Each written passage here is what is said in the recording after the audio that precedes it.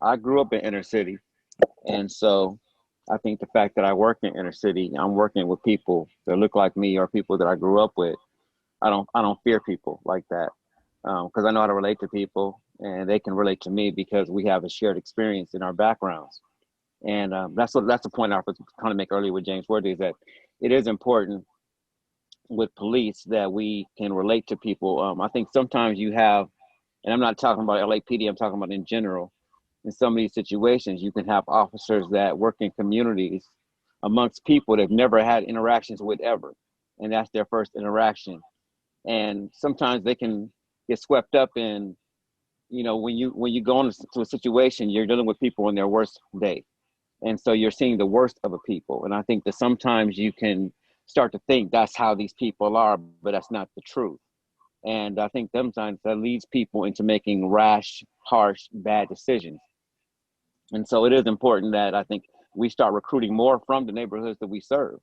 Um, but one of the problems with that is that I can't tell you how many times I've had mothers come to me with their children, and they'll say, and I'm talking black mothers, oh, well, he's being bad, take him away. I'm gonna have them take you to jail if you keep being bad.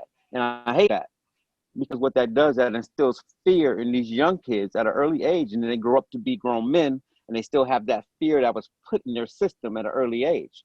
And I don't think that's fair because that puts us in a really tough position to build relationships with these kids. That's why even with me, over the years, I've coached basketball in the neighborhood, I've coached football in the neighborhood. I've tried to give back and let them know that I'm a regular person. I remember one day I had some of the kids I was coaching, and I was playing some music, and they were like, "Coach, you listen to this?"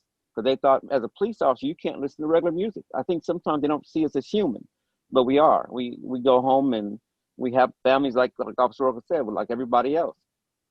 And I can tell you, I definitely want what's best for this community. So, um, also, I was going to say that to Dante, the conversation you have with your father, are the same conversations I have with my kids. I try to teach my kids from an early age that when you're black, you have to really navigate this world. Because there are people out here, unfortunately, that just aren't going to have your best interest at heart.